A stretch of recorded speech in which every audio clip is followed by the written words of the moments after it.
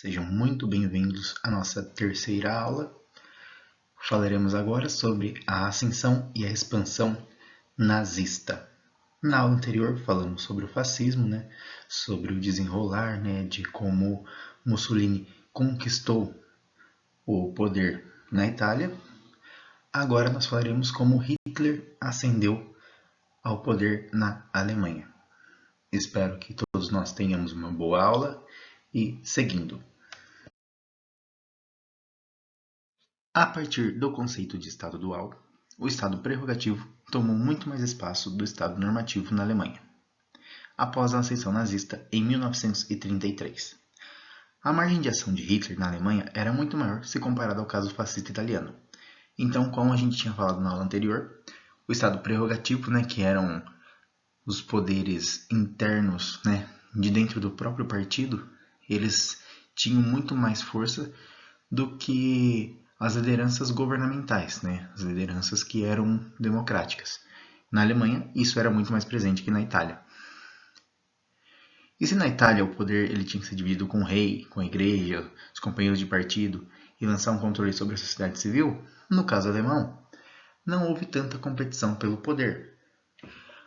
Quando o Hitler então ascende ao poder, quando ele conquista o objetivo dele, ele não encontra, no mesmo caso que na Itália, essa questão de, nossa, eu preciso dividir com tanta gente o poder. Não, a Itália era algo que era muito mais complicado de você fazer. Você tinha um rei ainda na Itália, você tinha uma série de acordos que você tinha que fazer com outros partidos.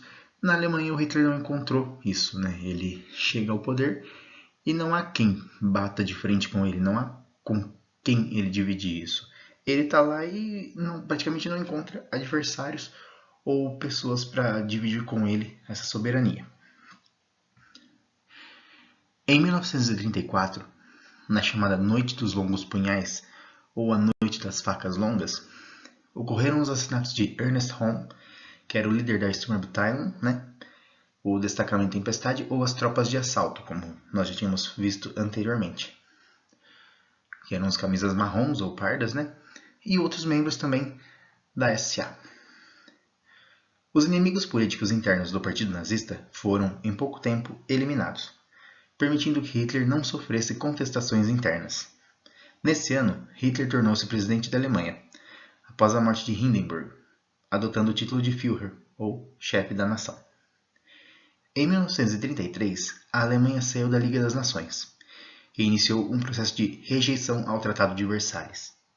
Nesse mesmo ano, ocorreram as queimas públicas de livros, listados entre leituras consideradas indesejáveis pelos nazistas e que deveriam ser expurgadas para que houvesse uma limpeza na cultura e na educação. Antes de dar sequência à nossa explicação, pessoal, só para lembrar no pedacinho do final do slide anterior, que dos livros queimados, a grande maioria era de autores judeus. Os judeus eles não eram permitidos serem reconhecidos no território alemão.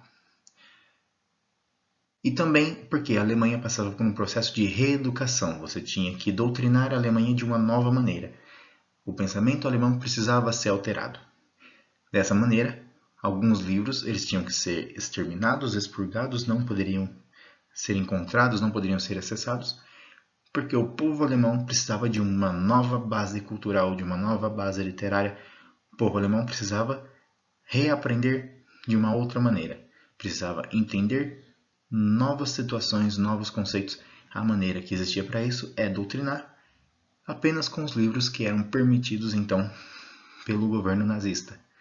Essa era a maneira mais prática de você conseguir que as camadas da população adentrassem e aceitassem melhor o governo que você estava impondo. Agora falando sobre Ernest Holm, ele era braço direito de Hitler e ele tinha um grande poder no exército à frente da Sturmbabteilung. Ele era homossexual declarado e, inclusive por isso, por ser também braço direito do Hitler, ele achava que nada aconteceria com ele. Acontece que quando Hitler começa a demonstrar esse poder um pouco mais perigoso, alguns membros da Sturmbabteilung eles começam a planejar alguma maneira de intervir no poder de Hitler. E Ernest Röhm, ele poderia, como ele tinha o comando do exército em suas mãos, ele poderia a qualquer momento intervir e pará-lo. Por isso ele foi assassinado durante a Noite das Facas Longas, né? Porque Hitler também tomou conhecimento de que ele poderia se tornar uma ameaça, e uma ameaça grande, né, para sua imposição. E a única maneira de evitar que uma ameaça acontecesse era exterminando quaisquer possibilidades de golpes. Por isso, ele e mais cerca de 200 soldados da Sturmbannabteilung foram assassinados, que seriam esses que poderiam causar uma revolução, poderiam causar uma mobilização para a retirada do poder do Hitler. Mostrando que também dentro do partido nazista haviam aqueles que não eram talvez totalmente apoiadores do governo do Reich. Essa então é a bandeira da Alemanha nazista, vocês devem saber, né? Vários lugares, vários filmes, vocês acompanham, né, que eles andavam com todos os membros do partido nazista, todos os membros do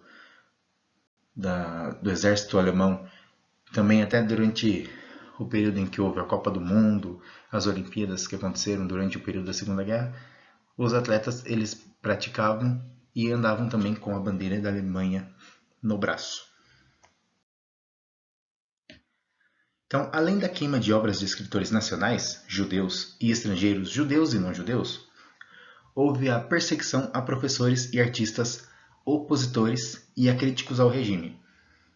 A cultura fazia parte do projeto de regeneração da nação defendido pelos nazistas e, com base nessa lógica, foi criado, em 1933, o Ministério do Esclarecimento Popular e da Propaganda, chefiado por Goebbels. Goebbels é também um dos braços direitos de Hitler, né? Porque ele que chefia toda essa questão da propaganda do nazismo, e ele faz um trabalho muito vistoso, é muito chamativo.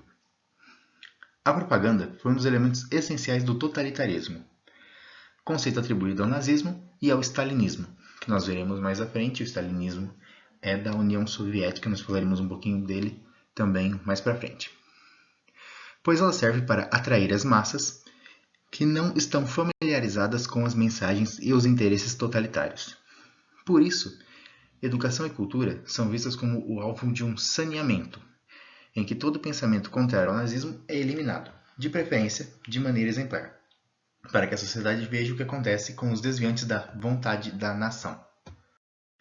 Isso então exemplifica bem o que acontece com essa questão da queima pública dos livros, né?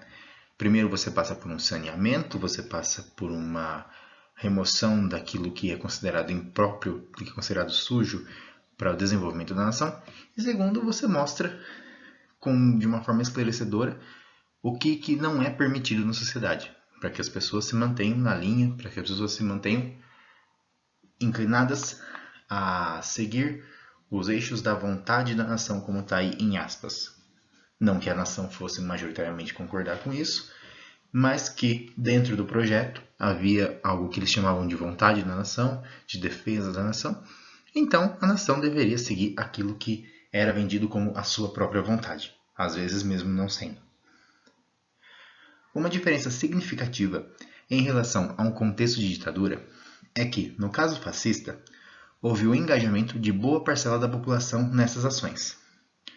Ocorreu uma espetacularização da política, identificada por autores como Walter Benjamin, na época do desenvolvimento do nazismo. Se a população não participou, de fato, das decisões da alta cúpula, ao menos ela acompanhou grandes cerimônias do partido nazista, tendo a sensação de partilhar do mesmo espaço e das mesmas ideias de seus líderes. Por isso a gente também evidencia aqui essa questão de vontade da nação. Se a nação concordava ou não, são outras questões, a gente pode debater isso sobre era a maioria, era a minoria, sim ou não, mas o que importa é, havia uma parte da população que concordava, que ia, que estava lá, que se fazia presente. Não havia um 100% de concordância, nem também 100% de contrariedade. Era numa balança, em talvez determinados momentos havia um engajamento e um apoio maior, em outros momentos um apoio um pouco menor, mas o fato é, haviam defensores, haviam apoiadores, assim como haviam opositores. Em 1935, foram promulgadas as Leis de Nuremberg, que incluíam leis da cidadania do Reich. O principal alvo eram os judeus. Entre as decisões estavam a proibição de casamentos entre alemães e judeus e várias restrições a certos empregos e locais. Iniciou-se um processo de distinção dos judeus dentro da sociedade alemã. Muitos deles viam-se como alemães e estavam no país havia gerações. Isso porque judeus estrangeiros, deslocados de outras partes da Europa, conseguiam naturalização alemã mais facilmente antes da ascensão nazista.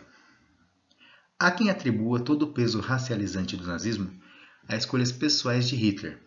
Porém, é importante questionar esse tipo de explicação. O antissemitismo era corrente na Europa, não sendo exclusividade de um país. O nacionalismo passou a agravar a ligação entre terra e sangue, isso é, a identificação racializada entre um povo e seu território, negando histórias de hibridização e imigração comuns na trajetória humana. As leis de Nuremberg são um exemplo de uma característica do nazismo, a transformação do antissemitismo religioso em antissemitismo científico, processo que abordaremos em breve. Então, o que vale a pena destacar aqui? Porque não sei o que tem, que eu vi em tal lugar, que o Hitler perseguiu os judeus porque ele não gostava, que não sei o que tem, que era algo pessoal. Talvez não fosse. Como essa questão antissemita ela acontecia em peso em toda a Europa, né? Talvez Hitler ele apenas adentrou a mais um movimento cultural daquele momento do que propriamente porque eu não gosto. Existem questões pessoais, podem ser questões que foram levadas. Não dá para a gente afirmar com clareza qual foi o processo mais ideal. A gente não pode descartar nenhum dos dois, claro. Mas tem que se falar que não foi só de uma maneira. Não é porque foi um gosto pessoal do Hitler, nem porque ele só seguiu um planejamento que já estava em crescente na Europa. Não, talvez um pouco dos dois. Não podemos descartar, também não podemos afirmar com tanto afinco assim. A história ela aparece, principalmente sobre esse caso, nós temos evidências e eixos de pesquisa diferenciados e que abordam de várias maneiras diferentes. Por isso nós não podemos sempre cravar com exatidão alguma coisa. Não dá, a gente não pode fazer isso, porque isso seria fazer uma especulação e não fazer um estudo histórico. Nós trabalhamos com as possibilidades, com as variáveis que existem e nunca com a certeza. A certeza ela nunca vai existir dentro do campo da história. Nós apenas trabalhamos com aquilo que nós temos de evidência e trazemos as evidências para que se tornem um pouco mais claras, para tentar entender esses períodos, esses processos históricos que se explicam e se sucedem durante todo o período que nós estudamos. Então, as leis de Nuremberg elas foram apresentadas no comício anual do Partido Nazista, que acontecia, claro, na cidade de Nuremberg.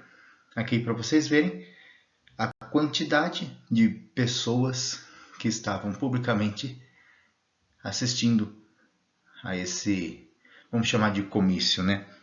Muitos militares, evidentemente muitos militares, mas dentro desses blocos aí de militares, com certeza também haviam civis que compactuavam com as ideias do novo modelo. Então, a questão racial ela foi central na política nazista, pois alegava favorecer os alemães retratados como descendentes dos arianos, supostamente uma raça superior e pura, com direito à expansão pela Europa. Tal expansão foi apoiada pela teoria do espaço vital, que defendia que os alemães residentes na Alemanha e os alemães étnicos espalhados pela Europa não teriam terras suficientes para se desenvolverem. Hitler e os nazistas não eram políticos profissionais que se utilizavam da diplomacia. A sua lógica era outra. Eles deveriam defender os interesses da sua raça contra as demais raças do mundo. A guerra, nesse sentido, ela era inevitável. Portanto, seria inútil pensar em possibilidades diplomáticas que a evitassem. Nesse contexto, é muito interessante a gente trabalhar essa questão, porque, considerando que não era do Hitler nem do pessoal que estava ali no governo dele ser diplomático, conversar, trabalhar, não sei o que tem, vamos negociar essa parte aqui? Então, não, porque eu fico aqui, você vai um pouquinho mais para lá, não sei o que tem, a gente resolve isso aqui. Não, eles não faziam isso na base da conversa. Não eram profissionais da política. A ideia era tomar posse daquilo que eles pensavam que era deles e pronto, e acabou. Por isso que a guerra ela não era considerada algo possível de ser evitado. Ela iria acontecer, cedo ou tarde ela iria acontecer. Nós só estávamos esperando que uma hora a bomba explodisse.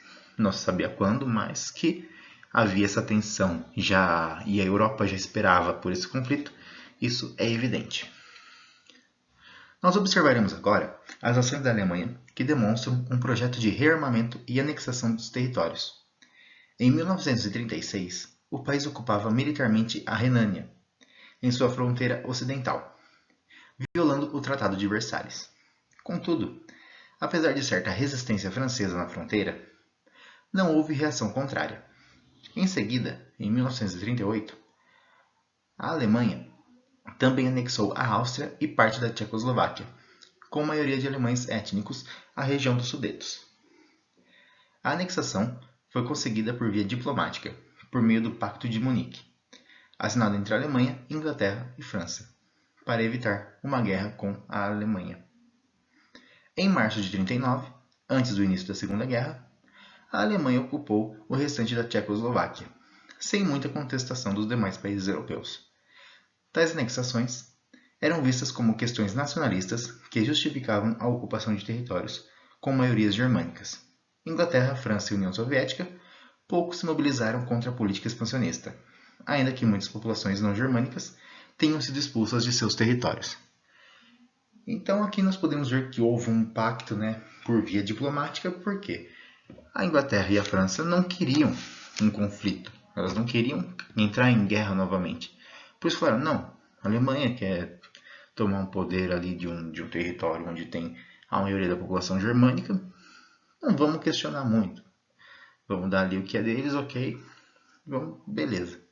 Quando a Alemanha ela começa a tomar parte do território que não estava nesse tratado, a Inglaterra e a França eles fazem vistas grossas, falando, não, deixa quieto, não vamos arranjar problema agora por pouca coisa, Tá ali, deixa quieto.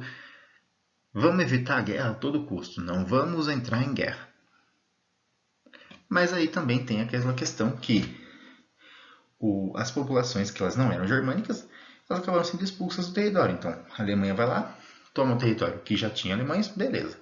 Quando ela expande e toma um território onde tinha alemães, mas não só alemães, aí essas outras populações, aí elas são expulsas. Então começa um pequeno problema aí. Aqui eu trouxe um mapa para a gente tentar entender um pouco melhor como foi essa expansão durante os anos. Aqui vocês podem ver um tracejadinho vermelho ali na Polônia, que seria o limite máximo da expansão que houve até 1939. Puxando as setinhas aqui, da Alemanha para a Áustria. Em março de 1938, a Alemanha toma a Áustria. Em outubro de 1938, o país dos Sudetos, que é esse marronzinho aqui. Em março de 1939, toma essa parte da Tchecoslováquia. Em setembro de 1939, toma uma grande parte da Polônia também. Então o território alemão ele cresce durante os anos de 1938 e 1939. Seguindo, em 1936, a Alemanha e a Itália assinaram um tratado de amizade e criaram o eixo Berlim-Roma. Nesse mesmo ano, a Alemanha iniciou o preparo para a guerra ao conferir apoio para indústrias químicas e elétricas. Desde 1935, iniciou-se o rearmamento da Alemanha, violando novamente o Tratado de Versalhes. Entre 1937 e 1938, Hitler assumiu o controle das forças armadas, após afastar os opositores da guerra. Nos dias 9 e 10 de novembro de 1938, ocorreu a Noite dos Cristais, ou a Noite dos Vidros Quebrados. Uma série coordenada de ataques feitos pela Juventude Hitlerista e pela SA, que são as tropas de assalto, as sinagogas e cemitérios judaicos, e lojas de comerciantes judeus por toda a Alemanha, e os territórios que já estavam anexados a ela também. Estima-se que a SS, são as tropas de proteção, e a Gestapo é a polícia secreta nazista, tá pessoal? Eles prenderam cerca de 30 mil judeus, na sua maioria homens jovens e saudáveis, para enviá-los a campos de trabalho forçado e campos de concentração. A Noite dos Cristais foi fundamental para iniciar as políticas de penalização aos judeus e envio forçado para os campos do leste europeu. Aqui nós temos então uma foto de Mussolini e Hitler.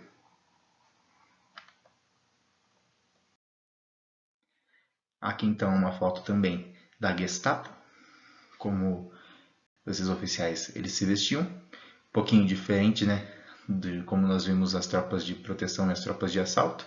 Eles tinham um uniforme um pouco mais menos destacado, né, muito mais sério, tudo preto, realmente evidenciando que era uma polícia que não ficava tão vista assim pela sociedade. Aqui nós temos uma foto das eleições alemãs, acontecendo em 1933, e a saudação a Hitler, que naquele momento estava então ascendendo ao poder como chefe supremo então do país.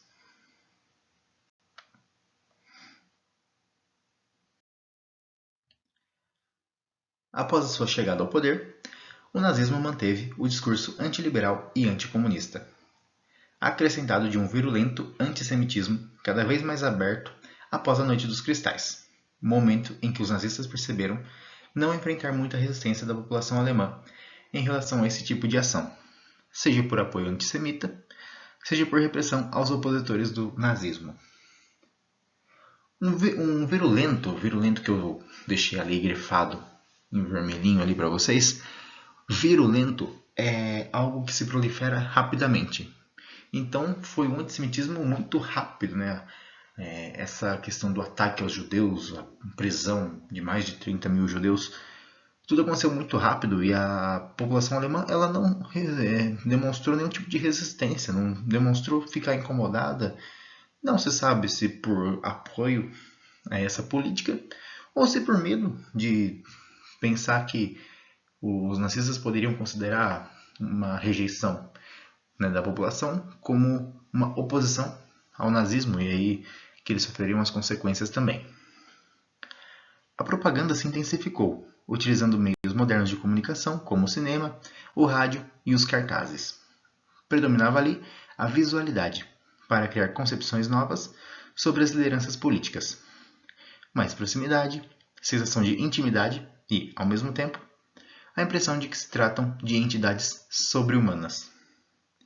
Vale destaque para o cinema, que foi uma poderosa ferramenta de propaganda, constituindo narrativas diversas, desde filmes com caráter jornalístico, que mostravam problemas da Alemanha e as soluções criadas pelo governo, até filmes comerciais de ficção, aparentemente apolíticos, mas que comunicavam a visão do mundo e dos valores nazistas.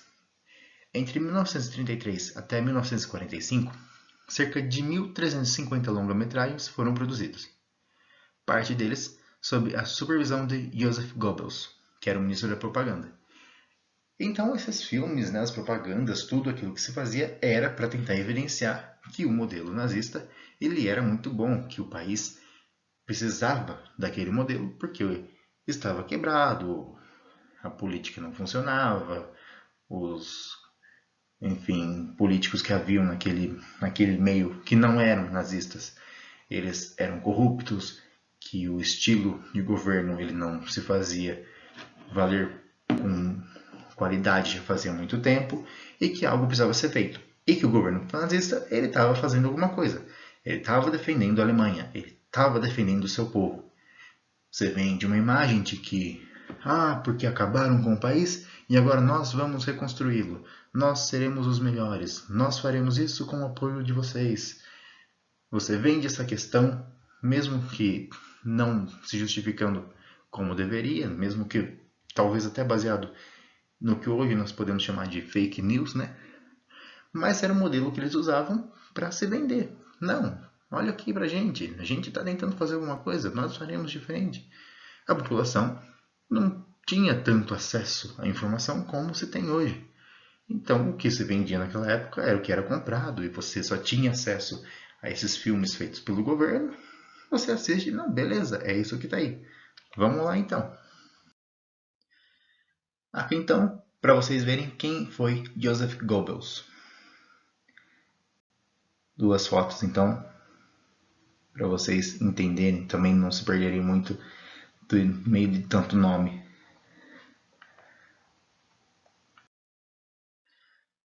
Ressaltamos ainda o culto ao classicismo, semelhante ao que ocorreu no fascismo italiano, em que determinada representação da antiguidade greco-romana era exaltada como definidora de uma identidade nacional racial. Nesse caso, a identidade ariana. Esculturas de estilo clássico, arquitetura, pinturas estavam carregadas de simbolismo nazista e eram feitas para serem expostas publicamente, a fim de ensinar um ideal estético e racial. A arquitetura, para Hitler, deveria expressar a grandeza de um regime, de uma época, de um povo, de uma raça. No entanto, a arquitetura não deveria apenas expressar a unidade e o poder alcançados pela nação. Ela também poderia criá-los. Para os nazistas, na arte grega, as funções vitais do ser humano aparecem em toda a sua integridade. A mulher é a mãe e o homem é viril, guerreiro. Além disso, a arte grega mantivera-se imune à ação corruptória do comércio judeu e não sofreu contato com as artes inferiores, a africana e as dos movimentos de vanguarda, como o expressionismo, cubismo e dadaísmo. Então, Hitler defendia esse conceito da cultura greco-romana porque ele via nela um exemplo daquilo que ele queria. Era uma arte que ela não foi alterada com o tempo, ela não sofreu influências de outras artes. Ela se manteve específica em um tipo de modelo. Para vender aquilo que ele queria, que era a raça ariana, tinha que ser algo que não era alterado, algo que se mantinha puro. Por isso essa defesa, então, essa cultura greco-romana e a grandiosidade que ela representava.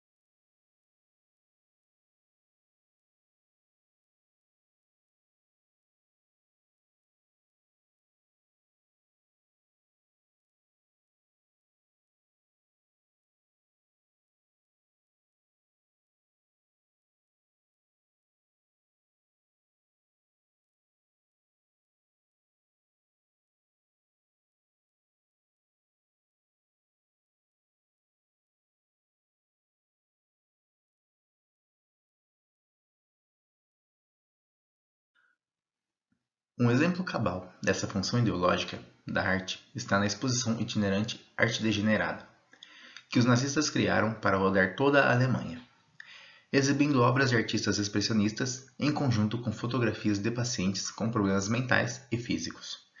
O objetivo era estabelecer a correspondência entre a produção artística e uma suposta degenerescência mental e moral, que caracterizaria esses artistas, taxados de bolcheviques e judeus. Ou seja, entre essa questão, você vendia a imagem, de obras de arte consideradas fora do padrão de excelência do governo nazista e que os autores dessas obras eles seriam então bolcheviques e judeus, ou seja, os soviéticos, que eram os principais adversários por serem defensores do comunismo e do socialismo, e os judeus por serem então os perseguidos daquele momento.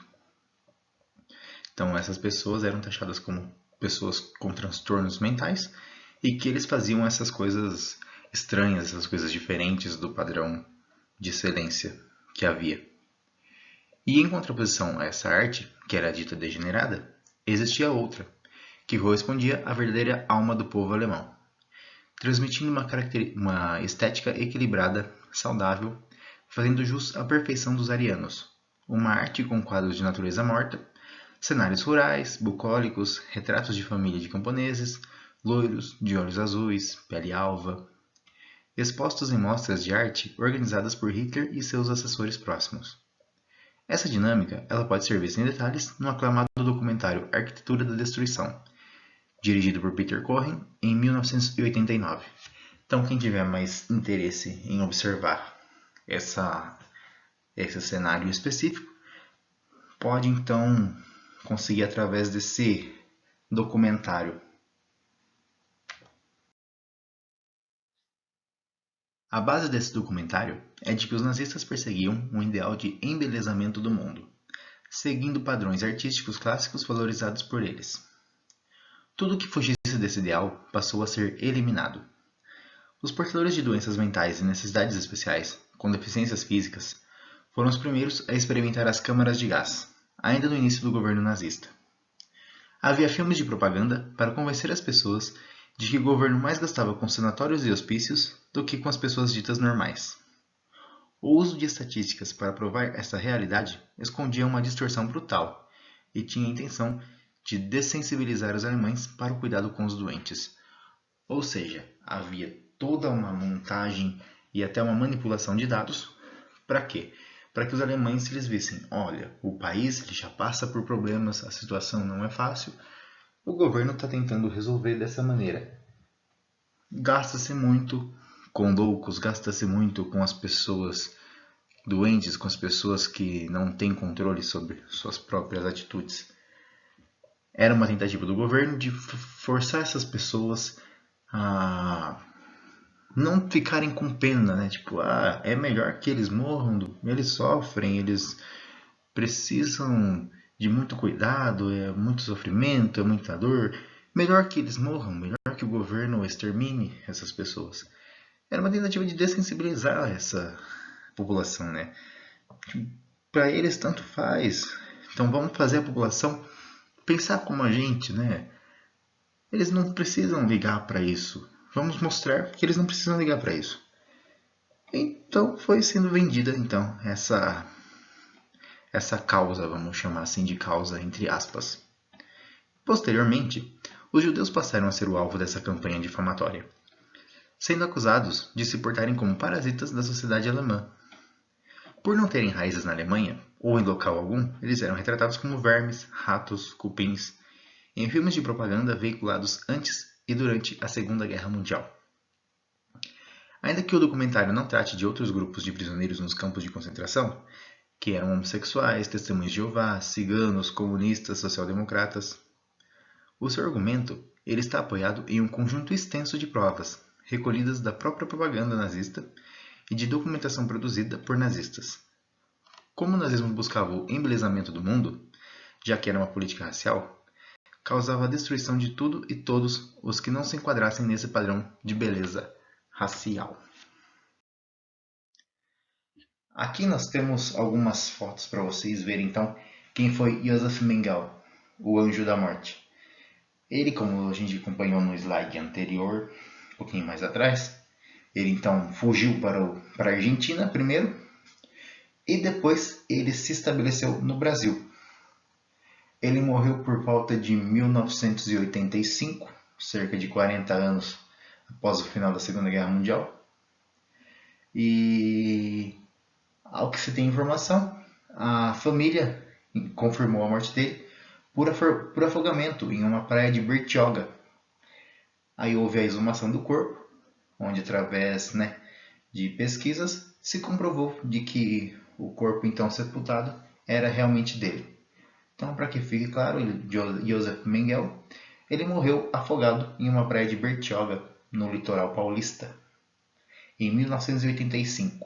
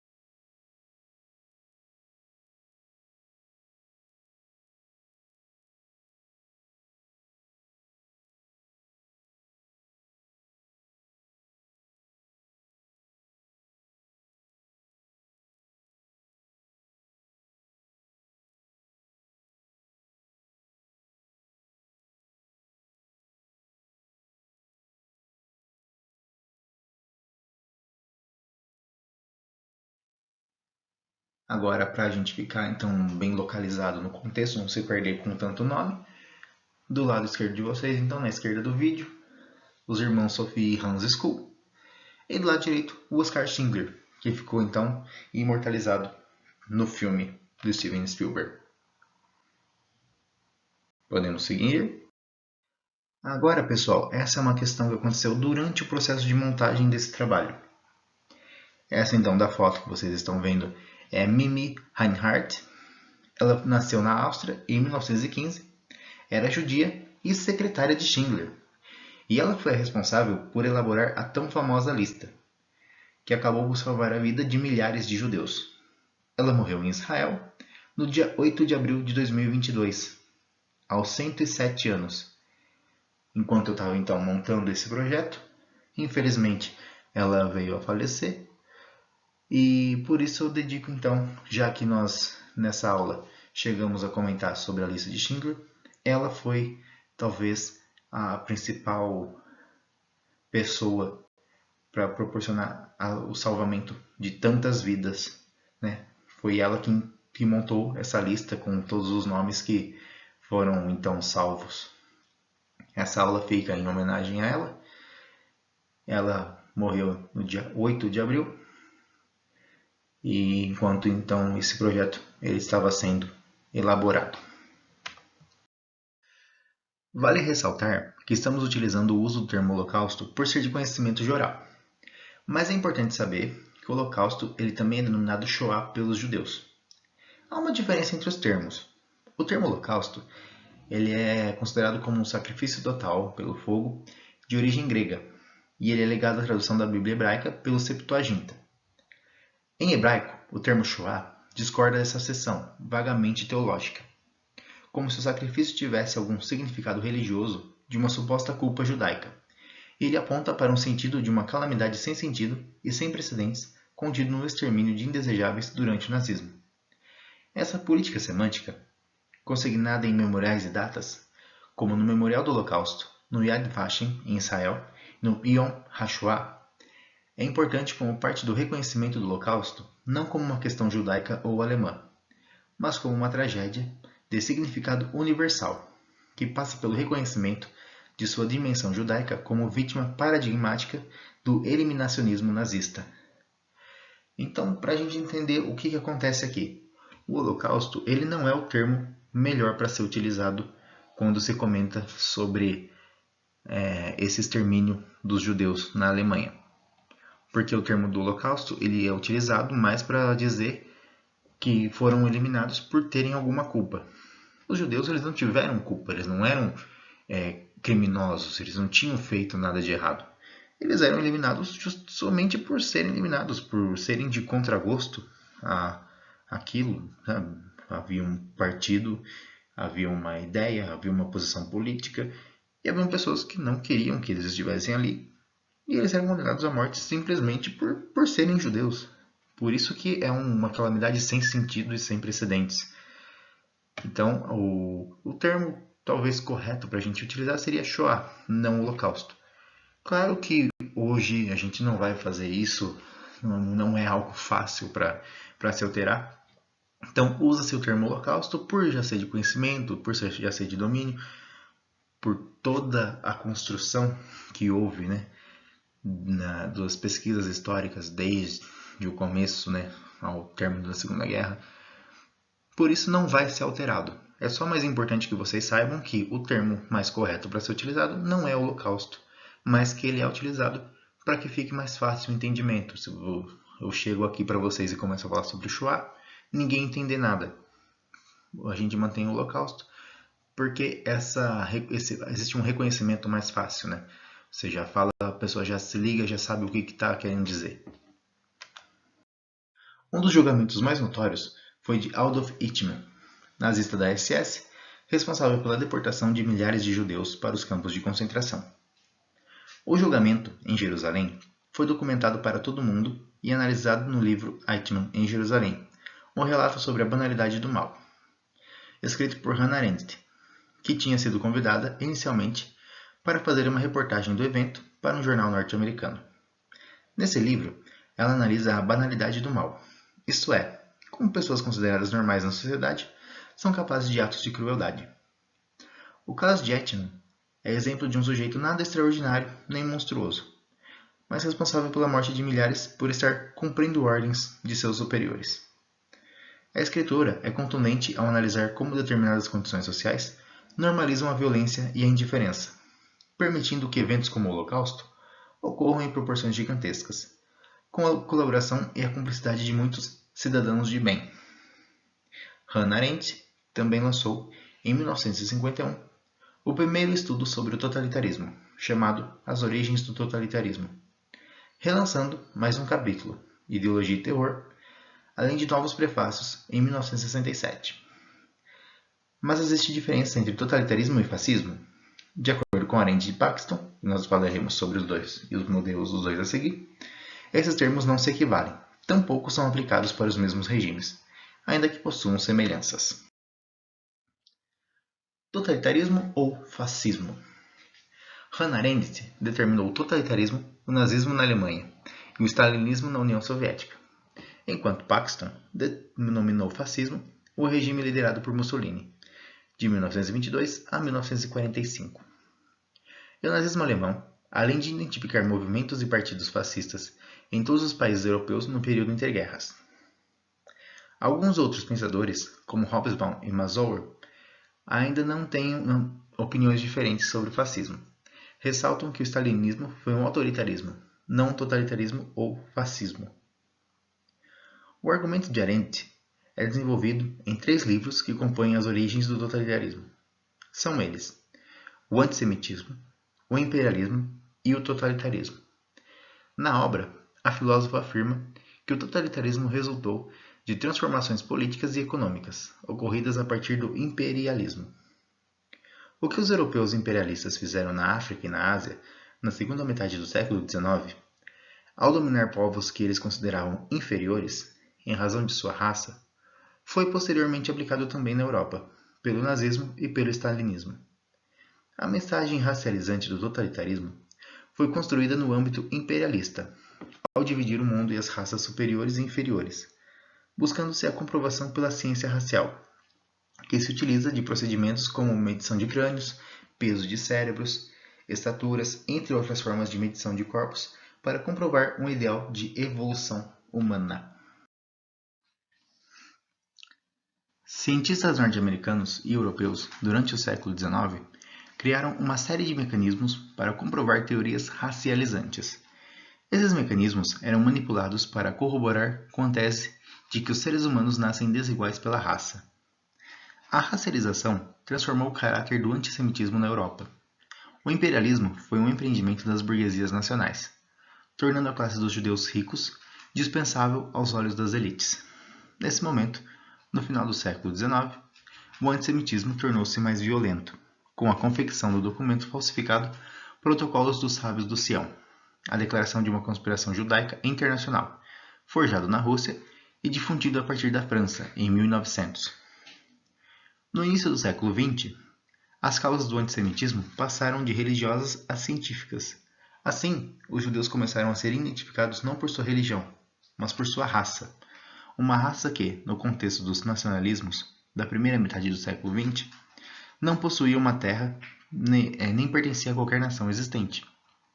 Daí o fato de os judeus também serem classificados como uma classe perigosa, aos olhos da política e ciência racializante. Então, os judeus passam a ser vistos como pessoas que não são de lugar nenhum, não vieram de lugar nenhum, mas que existem. E talvez, em algum momento, eles pudessem querer um território para eles.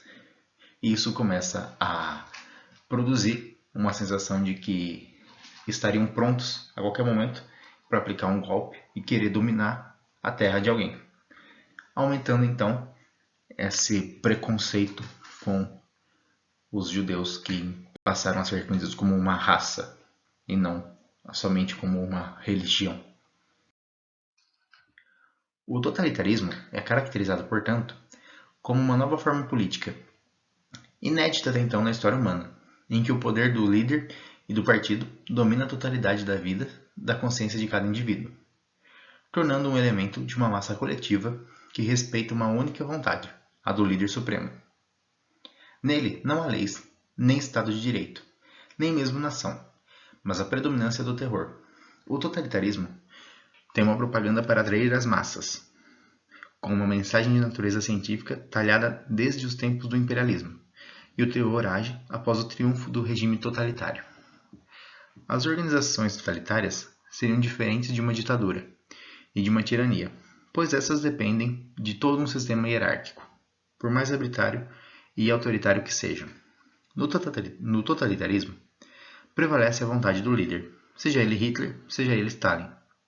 Os executores dessa vontade seriam as organizações de vanguarda, que exercem sua militância e demonstram lealdade ao partido e ao líder, estendendo-se a todos os setores da sociedade. Essa estrutura de graduação da militância estimulava a competição entre os membros para exercitar sua lealdade, ao mesmo tempo em que permitia controlar os controladores. Na prática, no caso nazista, essa realidade causou a rápida destruição das organizações de representação social, como a substituição pelas organizações nazistas, como se viu com a expansão da juventude hitlerista. Na organização totalitária, o líder está no centro de tudo, agindo como um ser sobre-humano, que encarna e executa a vontade da nação. Ele é infalível, incorruptível, e sem ele, a estrutura totalitária não existe. O efeito propagandístico da infalibilidade constava nos anúncios das intenções dos líderes em forma de profecia.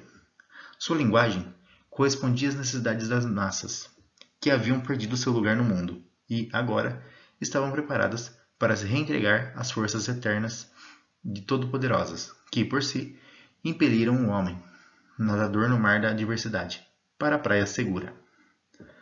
O totalitarismo tem uma conduta anti-utilitária, ou seja, em vez de visar o bem-estar dos seres humanos, visava mudar a natureza humana para que os indivíduos servissem ao regime. Não se preocupava, portanto, com o interesse da massa de fato, mas utilizava seus anseios para dar seu próprio rumo aos objetivos totalitários de conquista e expansão. Essa característica confere um aspecto de imprevisibilidade completa e inédita à política.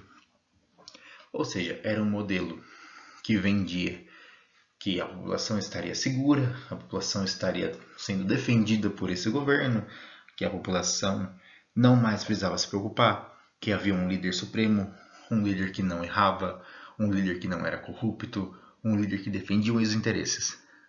Só que não os interesses do povo. Um líder que defendia os seus próprios interesses. Um líder que defendia que a população, a nação, ela deveria ser de tal jeito. E que ou você se adequa a ela, ou você não serve para estar nela. Isso dava um ar de imprevisibilidade total, porque até quando isso serviria? Até quando você teria um povo que aceitava essas circunstâncias? Até quanto o próprio governo resistiria sem cair? Um modelo diferente, novo e completamente imprevisível. Poderia durar anos, poderia durar décadas, poderia falir em meses. Por isso, diferentemente do que a propaganda totalitária defendia, os governantes totalitários não agiam de acordo com a vontade da nação, predominando entre eles o cinismo.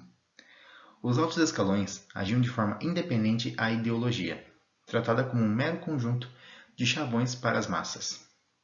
O que lhes importava era a crença da onipotência humana, que tudo conquistaria pela força da organização. Dentre as causas apontadas pela autora para que o totalitarismo surgisse, está a atomização da sociedade, provocada pela Revolução Industrial. Diante de uma perda de sentido comunitário, a criação de ficções seria mais fácil e as massas modernas tenderiam a confiar mais em sua imaginação do que no mundo visível. Já Paxton problematiza o uso desse termo, não apenas por ser aplicado ao nazismo e ao stalinismo, mas também por se basear na atomização da sociedade.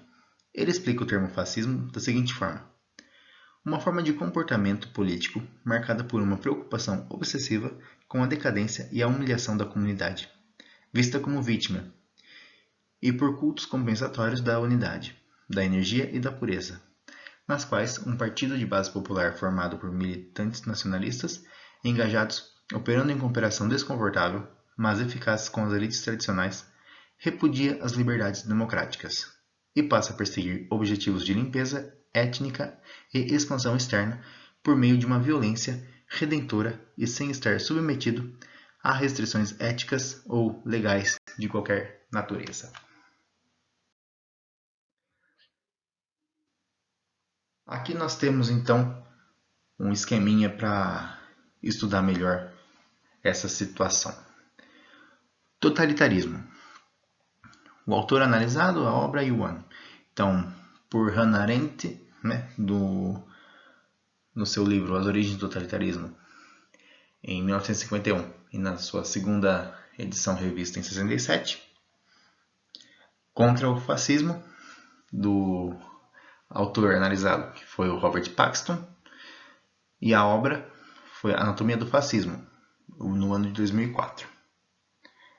Local e período da ocorrência do fenômeno analisado. Aqui, no caso do totalitarismo, ela avalia a Alemanha, de 1933 a 1945, no nazismo, e na União Soviética, de 1929 a 1953, o stalinismo. Do outro lado, o Robert Paxton ele analisa a Alemanha, de 1933 a 1945, e ele analisa a Itália, de 22 a 45, com o fascismo. Ele deixa o stalinismo de fora. Então, principais características do fenômeno analisado. No caso do totalitarismo, domínio total das esferas pública e privada, importante participação das massas, propaganda e terror decorrente da atomização da sociedade e antissemitismo. Aqui, então, se enquadra no totalitarismo defendido por Hannah Arendt. No caso do fascismo, as principais características do fenômeno são tensão entre Estado prerrogativo e Estado normativo, que é aquele modelo de Estado dual que a gente vinha falando, né? Que são os dois modelos de Estado que existem, estão em conjunto na sociedade, porém um se destaca acima do outro. Uma importante participação das massas, já que sem a manipulação das grandes massas você não alcança o poder e a aceitação. E o ideal de regeneração da sociedade pela limpeza étnica, que seria no caso do nazismo, ou pela eliminação dos inimigos, que seria no caso do fascismo italiano. Seguindo, se, para Paxton, o uso do termo totalitarismo ele é controverso para definir o stalinismo, ele não é para definir o nazismo. E, em partes, os dois autores concordam com as características centrais do modelo, como a mobilização das massas, o apelo à unidade diante da decadência e humilhação de um povo, e o uso da violência e o consequente desprezo à ética e aos direitos humanos. A ideia de que a massa pode ser engajada e energizada pelo partido e pela liderança também estão presentes nos dois conceitos. Para conseguirmos, então, definir esses conceitos da maneira correta e adequada, nós sempre precisamos rever o que cada conceito quer dizer, para que não os utilizemos de forma equivocada. É um assunto bastante amplo e complexo e devemos estar muito atentos, já que erros interpretativos são muito fáceis de acontecer. Aqui, pessoal, até de um jeito, né, para se estudar com mais afinco, é algo mais próprio para historiadores mesmo. Só que eu acho importante trazer para vocês para quê? Porque os modelos, embora existam essas semelhanças, eles têm diferenças consideráveis. Eles precisam ser trabalhadas essas diferenças, porque na hora que a gente aprende, se nós não falamos de um jeito onde nós sabemos diferenciar um modelo do outro, acaba havendo um erro de interpretação. Às vezes a gente até acaba escutando, não, porque a ditadura é a mesma, o nazismo e o stalinismo, porque o Stalin também foi ruim, igual Hitler, sei que tem e tal. Quanto à questão de ser bom, ser ruim, isso aí é uma outra situação para a gente trabalhar. O que é interessante é a gente reconhecer que os modelos eles são distintos e a linha que separa um do outro ela é muito tênue. A gente não pode cometer esse erro de falar, não, é tudo igual. Não, não é tudo igual. Existem suas diferenças, existem as considerações que nós devemos fazer. Especificamente, né, falar de uma maneira mais... abordar de maneira mais profunda esse assunto, talvez seja sim um assunto mais voltado para os historiadores. Mas, desde que se estuda os modelos fascista, nazista, até o stalinismo que a gente está comentando aqui agora, é importante saber reconhecer e diferenciar esses modelos. Por isso eu trago isso para vocês, certo? Pessoal, a aula está acabando e antes dela terminar, eu gostaria de trazer para vocês aqui uma curiosidade. Vocês sabiam que o Fusca foi criado sob encomenda do Hitler? Tudo começou em 1934, quando Hitler encomendou ao engenheiro austríaco Ferdinand Porsche o desenvolvimento de um pequeno automóvel para o povo. Porsche tinha sido diretor técnico da empresa Daimler-Benz, mas no começo dos anos 30, ele tinha se estabelecido por conta própria como designer de automóveis de competição, em Stuttgart, no sul da Alemanha. Um dos seus projetos era o de desenvolver um carro pequeno, que fosse ao mesmo tempo barato e econômico, um carro popular, que em alemão se dizia Volkswagen. Então, olha que interessante aí. Volkswagen é a tradução do alemão para carro popular. É interessante saber disso, né? Eu achei muito bacana trazer para vocês essa informação. Em 1933, Hitler abordou Porsche, que conhecia desde 1924, sobre a realização de um carro popular e pediu-lhe a apresentação de alguns projetos. Os primeiros protótipos foram terminados em fins de 1935, sendo batizados com o código VW1 e VW2.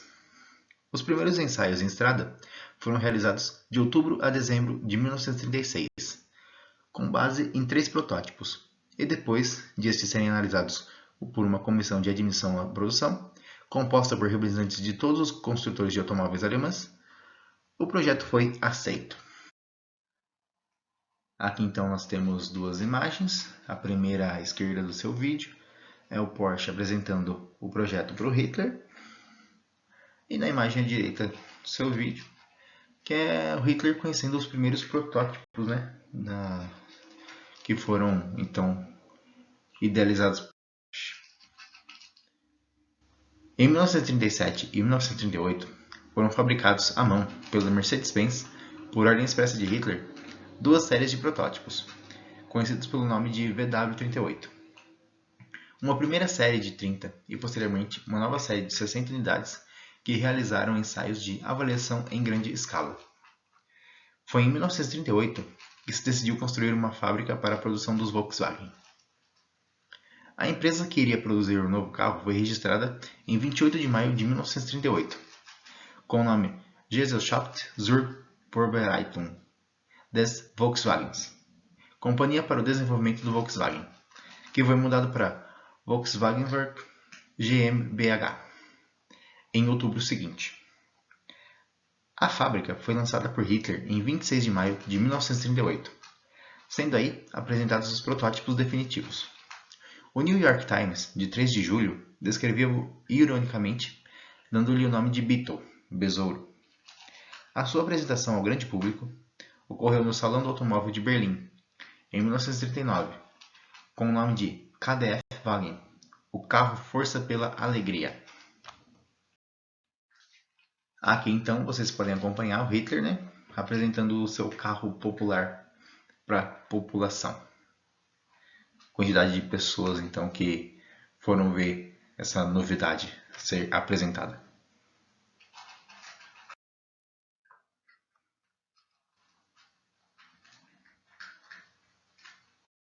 Entre maio de 1938 e setembro de 1939, foram fabricados à mão 215 exemplares, sendo que o primeiro destinado à venda saiu da fábrica em 15 de agosto de 39.